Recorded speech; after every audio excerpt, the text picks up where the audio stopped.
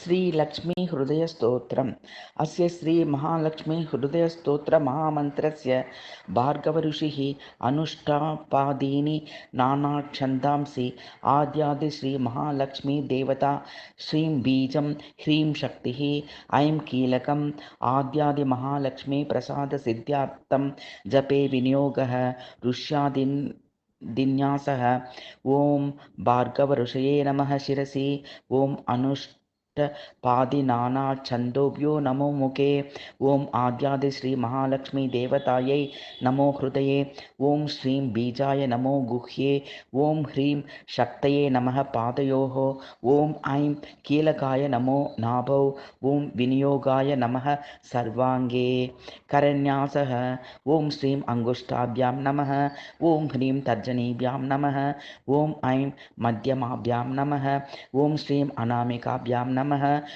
ह्रीं कनिष्ठिकाभ्यां नमः। ॐ ऐं करपृष्ठाभ्यां नमः। अङ्गन्यासः। ॐ श्रीं हृदयाय नमः। ॐ ह्रीं शिरसे स्वाहा। ॐ ऐं शिखायै वषट्। ॐ श्रीं कवचाय हुम्। ॐ ह्रीं नेत्रत्रयाय वौषट्। ॐ ऐं अस्राय फट्। ॐ श्रीं ह्रीं ऐं इति दिग्बन्धः। अथ ध्यानं। हस्तद्वयेन कमले धारयन्तीं स्वलीलया हारनूपुरसंयुक्तां लक्ष्मीं देवीं विचिन्तये। कौशेयपीतवसनामरविन्दनेत्रां पद्मद्वयाभयवरोद्यतपद्महस्ताम् उद्धचतार्कसदृशीं परमांसंस्थां ध्यायेद्विदीषणतपादयुगां जनित्रीं पीतवस्त्रां सुवर्णाङ्गीं पद्महस्तद्वयान्वितां लक्ष्मीं ध्यात्वेति मन्त्रेण स भवेत् पृथिवीपतिः। मातुलुङ्गं गदां केटं पाणौ पात्रं च बिभ्रति नागं लिङ्गं च योनिं च बिभ्रतीं चैव मूर्धनि। शङ्खचक्रगदाहस्ते शुभ्रवर्णे सुभासिनी मम देहि वरं लक्ष्मी सर्वसिद्धिप्रदायिनी इति सम्प्राप्य ॐ श्रीं ह्रीं ऐं महालक्ष्मै कमलधारिण्यै सिंहवाहिन्यै स्वाहा इति मन्त्रं जप्त्वा पुनः पूर्ववृद्ध्यादिषटन्यासं कृत्वा स्तोत्रं पठेत्। स्तोत्रं वन्दे लक्ष्मीं परमशिवमयीं शुद्धजाम्बूनदाभां तेजोरूपां कनकवसनां सर्वभूषोज्ज्वलाङ्गीं बीजापूरं कनककलशं हेमपद्मं दधाना माद्यां शक्तिं सकलजननीं विष्णुवामाङ्कसंस्थां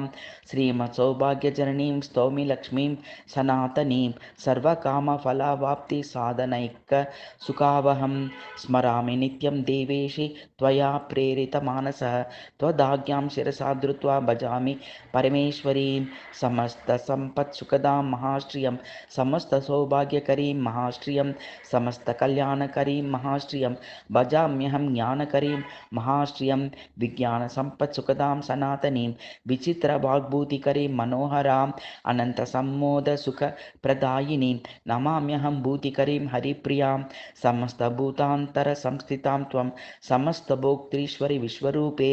तन्नास्ति यत्त्वतिरिक्तवस्तु त्वत्पादपद्मं प्रणमाम्यहं श्रीं दारिद्र्यदुःखोगतमोपहन्त्री त्वत्पादपद्मं मयि सन्निधत्स्व। दीनार्तिविच्छेदनो हेतुभूतेः कृपाकटैश्चैरभिषिञ्च मां श्रीः अम्ब प्रसीद करुणा सुदया दृष्ट्या मां त्वत्कृपाद्रवण गेहमिमं कुरुष्व आलोकय प्रणतहद्गतशोकहन्त्री त्वत्पादपद्मयुगलं प्रणमाम्यहं श्रीः शान्त्यै नमोऽस्तु शरणागतरक्षणायै कान्त्यै नमोऽस्तु कमनीय गुणाश्रयायै शान्त्यै नमोऽस्तु दुरितक्षयकारणायै दात्रै नमोऽस्तु धनधान्य समृद्धिदायै शक्तौ नमोऽस्तु शशिशेखरसंस्तुतायै रत्नै नमोऽस्तु रजनीकरसोदरायै भक्त्यै नमोऽस्तु भवसागरतारकायै मत्यै नमोऽस्तु मधुसूदनवल्लभायै लक्ष्मै नमोऽस्तु शुभलक्षणलक्षितायै सिद्ध्यै नमोऽस्तु शिवसिद्धसुपूजितायै धृत्यै नमोऽस्त्वमितदुर्गतिभञ्जनायै गत्यै नमोऽस्तु वरसद्गतिदायिकायै देव्यै नमोऽस्तु दिवि देवगणार्चितायै भूतिताये भूत्यै नमोऽस्तु भुवनार्तिविनाशनायै धात्रे नमोऽस्तु धरणीधरवल्लभायै पृष्ठै नमोऽस्तु पुरुषोत्तमवल्लभायै सुतीव्रदारिद्र्य विदुःखहन्त्रे नमोऽस्तु ते सर्वभयापहन्त्रे श्रीविष्णुवक्षस्थलसंस्थितायै नमो नमः सर्वविभूतितायै जयतु जयतु लक्ष्मी लङ्कृताङ्गी जयतु जयतु पद्मा पद्म सद्माभिवन्दा जयतु जयतु विद्या विष्णुवामाङ्कसंस्था जयतु जयतु सम्यक् सर्वसम्पत्करी श्रीः जयतु जयतु देवी देवसङ्गाभिपूज्या जयतु जयतु भद्रा भार्गवी भाग्यरूपा जयतु जयतु नित्या निर्मलज्ञानवेद्या जयतु जयतु सत्या सर्वभूतान्तरस्था जयतु जयतु रम्या रत्नगर्भान्तरस्था जयतु जयतु शुद्धा शुद्धजाम्बूमनाथा जयतु जयतु कान्ता कान्तिमद्वासिताङ्गी जयतु जयतु शान्ता शीघ्रमागच्छ सौम्ये यस्याः कलायाः कमलोद्भवाद्वा रुद्राश्च शक्रप्रमुखाश्च देवाः जीवन्ति सर्वेऽपि सशक्तयस्ते प्रभुत्वमाप्ताः परमायुषु शस्ते लिलेकनिटिले विधिर्मम लिपिं विसृज्यान्तरं त्वया विलिखितव्यमेतदिति तत्फलप्राप्तये तदन्तरफले स्फुटं कमलवासिनीं श्रीरिमां समर्पय समुद्रिकां सकलभाग्यसंसूचिकाम् कलयाते यथा देवी जीवन्ति सचराचराः तथा सम्पत्करे लक्ष्मी सर्वदा सम्प्रसीद मे यथा विष्णुर्ध्रुवे नित्यं स्वकलां सन्न्यवेशयत् तथैव स्वकलां लक्ष्मीमयी सम्यक् समर्पय सर्वसौख्यप्रदे देवी भक्तानामभयप्रदे अचलां कुरु यत्नेन कलां मयि निवेशितां मुदास्तां मत्फाले परमपदलक्ष्मी स्फुटकला सादा श्रीः निवसतु कला मे नयनो वसे सत्ये लोके मम वचसि लक्ष्मीर्वरकला श्रियः श्वेतद्वीपे निवसतु कला मे स्वकरयोः तावन्नित्यं ममाङ्गेषु चीराब्दौ श्रीकला वसेत् सूर्याचन्द्रमसौ यावद्या वल्लक्ष्मी पतिः श्रियाः सर्वमङ्गलसम्पूर्णा सर्व ऐश्वर्यसमन्विता आद्यादिश्रीमहालक्ष्मी त्वत्कलामयी तिष्ठतु अज्ञानतिमिरं हन्तुं शुद्धज्ञानप्रकाशिका सर्व ऐश्वर्यप्रदाम्योऽस्तु त्वत्कलामयी संस्थिता अलक्ष्मीं हरतु चित्रं तमः सूर्यप्रभातता वितनोतु मम श्रेयस्त्वत्कलामयी संस्थिता ऐश्वर्यमङ्गलोत्पत्ति त्वत्कलायां निधीयते मयि तस्मात् कृतार्थोऽस्मि पात्रमस्मि स्थितेस्तव भवदावेशभाग्यार्हो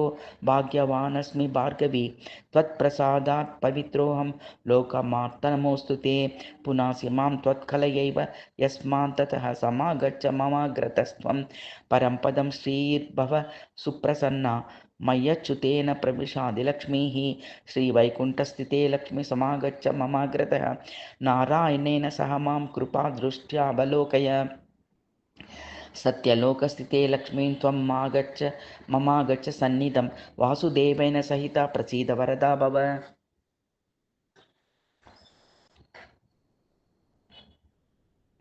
श्वेतद्वीपस्थिते लक्ष्मी शीघ्रमागच्छ सुव्रते विष्णुना सहिते देवी जगन्माता प्रसीद मे श्रीराम्बुधिस्थिते लक्ष्मी समागच्छ समाधवा त्वत्कृपादृष्टिसुधवा सततं मा विलोकय रत्नगर्भस्थिते लक्ष्मी परिपूर्णे हिरण्मये समागच्छ स्थित्वाशु पुरतो मम स्थिरा भव महालक्ष्मी निश्चला भव निर्मले प्रसन्ने कमले देवी प्रसन्नहृदया भव श्रीधरे श्रीमहाभूते त्वद्दन्तस्थं महानिधिं शीघ्रमुद्धृत्य पुरतः प्रदर्शाय समर्पय वसुन्धरे श्रीवसुदे वसुदोग्वि कृपामये त्वत्कृच्छिगत सर्वस्वं शीघ्रं मे सम्प्रदर्शय विष्णुप्रिये रत्नगर्भे समस्तफलदे शिवे त्वद्गर्भगतहेमादीन् सम्प्रदर्शय दर्शय रसातलगते लक्ष्मी शीघ्रमागच्छ मे पुरः न जाने परमं रूपं मातार्मे सम्प्रदर्शय आविर्भव मनोवेगात् शीघ्रमागच्छ मे पुरः मा वत्सभैर्हेत्युक्त्वा कामं गौरिवरक्ष मां देवी शीघ्रं समागच्छ धरणीगर्भसंस्थिता संस्थिते मातस्त्वृत्य मृत्योऽहं मृगये त्वां कुतूहलात् उत्तिष्ठ जागृहि त्वं मे सम्मुतिष्ठ सुजागृहि अक्षयान् हेमकलशान् सुवर्णेन सुपूरितान् निक्षेपान् मे समाकृष्य समुद्रत्य ममाग्रतः समुन्नतानना भूत्वा समादेहि दरान्तरान् मत्सन्निधिं समागच्छ मदाहितकृपारसात् प्रसीद श्रेषां द्रोग्भिः लक्ष्मीर्मे नयनाग्रतः अत्रोपविश लक्ष्मी त्वं स्थिरा भव हिरण्मये सुस्थिरा भव सम्प्रीत्या प्रसीद वरदा भव आनीतां सुतता देवी निधीन्मे सम्प्रदर्शय अध्यक्षणेन सहसा दत्त्वा संरक्ष मां सदा मयि तिष्ठ तथा नित्यं यतेन्द्राशि तिष्ठसि अभयं कुरु मे देवी महालक्ष्मी नमोऽस्तु ते समागच्छ महालक्ष्मी शुद्धजाम्बूनदप्रदये प्रसीद पुरतः स्थित्वा प्रणतं मा विलोकय लक्ष्मीर्भुवं गता भासि यत्र हिरण्मयी तत्र स्थिता त्वं मे तव रूपं प्रदर्शय क्रीडन्ती बहुधा भूमौ परिपूर्णकृपामयी मम मूर्धनि ते हस्तमविलम्बितमर्पय फलद्भाग्योदये लक्ष्मी समस्तपुरवासिनी प्रसीद मे महालक्ष्मी परिपूर्णमनोरथे अयोध्यादिषु सर्वेषु नगरेषु समास्थिते वैभवैर्विविधैर्युक्तैः समागच्छ मुदान्विते समागच्छ ममाग्रे भव सुस्थिरा करुणारसनिष्यन्दनेत्रद्वयं विलासिनी सन्निधस्त्व महालक्ष्मी तत्पाणि मम मस्तके करुणासुदया मां त्वामिभिषिञ्च स्थिरं कुरु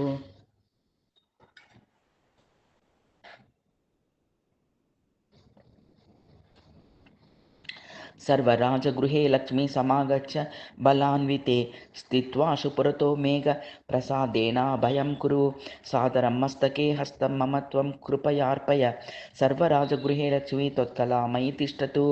आद्यादिश्रीमहालक्ष्मी विष्णुवामाङ्क संस्थिते प्रत्यक्षं कुरु मे रूपं रक्ष मां शरणागतं प्रसीद मे महालक्ष्मी सुप्रसीद महाशिवे अचला भव सम्प्रीत्या सुस्थिरा भव मद्गहे यावत् तिष्ठन्ति वेदाश्च यावत् चन्द्रादिवाकरौ यावद्विष्णुश्च यावत् त्वं तावत् कुरु कृपां मयि चान्द्रिकला यथा शुक्ले वर्धते सा दिने दिने तथा दया ते मय्येव वर्धतामभिवर्धतां यथा वैकुण्ठनगरे यथा वै श्रीरसागरे तथा मद्भवने तिष्ठ स्थिरं श्रीविष्णुना सह योगिनां हृदये नित्यं यथा तिष्ठसि विष्णुना तथा मद्भवने तिष्ठ स्थिरं श्रीविष्णुना सह नारायणस्य हृदये भवति यथास्ते नारायणोऽपि तव हत्कमले यथास्ते नारायणस्त्वमपि नित्यमुभौ तथैव तौ तिष्ठता हृदि ममामि दयान्वितौ श्रीः विज्ञानवृद्धिं हृदये कुरु श्रीः सौभाग्यवृद्धिं कुरु मे गृहे श्रीः दया सुवृद्धिं कुरुता मयि श्रीः सुवर्णबुद्धिं कुरु मे गृहे श्रीः न मां त्वजेताः श्रितकल्पवल्ली सद्भक्तचिन्तामणि कामधेनो विश्वस्य मातर्भव सुप्रसन्ना गृहे कलत्रेषु च पुत्रवर्गे आद्यादिमाये त्वमजाण्डबीजं त्वमेव साकार निराकृतिस्त्वं त्वया धृताश्चाप् भवाण्डसङ्गा चित्रं चरित्रं तव देवि विष्णोः ब्रह्मरुद्रादयो देवा वेदाश्चापि न शुक्रुयुः महिमानं तव स्तोतुं मन्दोऽहं शुक्रुयां कथम् अम्ब त्वत्सवाक्यानि सूक्तानि यानि च तानि स्वीकुरु सर्वज्ञे दयालुन्वेन सादरं भवतीं शरणं गत्वा कृतार्थीः स्युः पुरातनाः इति सञ्चिन्त्य मनसा त्वामहं शरणं व्रजे अनन्त्या नित्यसुखिनस्त्वद्भक्तास्त्वत्परायणः इति वेदप्रमाणाद्विदेवि त्वां शरणं व्रजे तव प्रतिज्ञा मद्भक्ता न नश्यन्तीत्यपि क्वचित् इति सञ्चित्य प्राणान् सन्धारयाम्यहं त्वदधीनस्त्वहं मातस्त्वत्कृपा मयि विद्यते यावत् सम्पूर्णकामः स्यात् यावत् देहि दयानिधे क्षणमात्रं न शक्नोमि जीवितुं त्वत्कृपां विना न जीवन्तीह जलजा जलं त्यक्त्वा जलग्रहाः यथा हि पुत्रवात्सल्यान् जननी प्रसृततस्तनि वत्सं त्वरितमागत्य सम्प्रीणयति वत्सला यदि स्यां तव पुत्रोऽहं माता त्वं यदि मामकी दयापयोदरस्तन्यु सुधाभिरभिषिञ्च मां मृग्यो न गुणलेशोऽपि मयि दोषैकमन्दिरे पांसूनां वृष्टिबिन्दूनां दोषाणां च च न मे मतिः पापिनामहमेवाग्र्यो दयालूनां त्वमग्रणीः दयनीयो मदन्योऽस्ति तव कोत्र जगत्त्रये विधिनाहं न सृष्टश्चेच्च स्यात्तव दयालुता आमयो वा न सृष्टचेद्दोषस्य वृतोदयः कृपामदग्रजा किं ते अहं किं वा तदग्रजः विचार्य देहि मे वित्तं तव देवि दयानिधे माता पिता त्वं गुरुसद्गतिश्री स्वत्मेव हेतुभूता अन्यं न मन्ये जगदेकनाथे त्वमेव सर्वं मम देवि सत्ये आद्यादिलक्ष्मीर्भव सुप्रसन्ना विशुद्धविज्ञानसुखैकदोग्धी अज्ञानहन्ति त्रिगुणातिरिक्ता प्रज्ञाननेत्री भव सुप्रसन्ना अशेषवाग्जाड्यमलापहन्त्री नवं नमं स्पष्टसुवाक्प्रदायिनी ममेह जिह्नाग्र सुरङ्गनर्तकी भव प्रसन्ना वदने च मे श्रीः समस्तसम्पत्सुविराजमाना समस्ततेजश्चय भासमाना विष्णुप्रिये त्वं भयदीव्यमाना वाग्देवता मे नयने प्रसन्ना सर्वप्रदिष्टे सकलार्थदे त्वं प्रभासुलावण्यदयाप्रदोग्धि सुवर्णदे त्वं सुमुखी भव श्री हिरण्मयी मे नयने प्रसन्ना सर्वार्थदा सर्वजगत्प्रसूतिः सर्वेश्वरी सर्वभयापहन्त्री सर्वोन्नता त्वं सुमुखी भव श्रीः हिरण्मयी मे नयने प्रसन्ना समस्तविघ्नोगविनाशकारिणि समस्तभक्तोद्वरणे विचक्षणा अनन्तसौभाग्यसुखप्रदायिनी हिरण्मयी मे नयने प्रसन्ना देवी प्रसीद दयनीयतमाय मह्यं देवादिनाथ भव देवगणाभिवन्दे मातस्तथैव भव सन्निहिता हशोर्मे पत्यां समं मामुखे भव सुप्रसन्ना मावत्सभैरभयदानकरोऽर्पितस्ते मौलो ममेति मयि दीनदयानुकम्पे मातः समर्पयमुदा करुणाकटाक्षं माङ्गल्यबीजामिहन सृजजन्ममातः कटाक्ष इह कामुदुत्तक्तमनस्तु चिन्तामणिः करस्सुरतरुः सदा नवनिधिस्त्वमेवेन्दिरे भवे तव दयारसो मम रसायनं चान्वहं मुखं तव कलानिधिर्विविधवाञ्छितार्थप्रदं यथा रसस्पर्शन तोयसोऽपि सुवर्णता स्यात् कमले तथा ते कटाक्ष सम्पर्शनतो जनानां ममङ्गलानामपि मङ्गलत्वं देहीति नास्तीति वच प्रवेश भीतोऽस्रमे त्वां शरणं प्रपद्ये अथ सदास्मिन्न भयप्रदां त्वं सहैव पत्या मयि सन्निधेहि कल्पद्रुमेण मणिना सहिता सुरम्या श्रीस्ते कलामयि रसेन रसायनेन आस्तां यतो मम शिरकुरदृष्टिपाद स्पृष्टां सुवर्णवपुषु स्थिरजङ्गमा स्युः आद्यादिविष्णोः स्थिरधर्मपत्री त्वमेव पत्यामयि सन्निधेहि आद्यादिलक्ष्मी त्वदनुग्रहेण पदे पदे मे निर्दिदर्शनं स्यात् आद्यादिलक्ष्मी हृदयं पठेद्यः सराज्यलक्ष्मीमचलां तनोति महादरिद्रोऽपि भवद्वनाढ्य स्तदन्वे श्रीस्थिरतां प्रयाति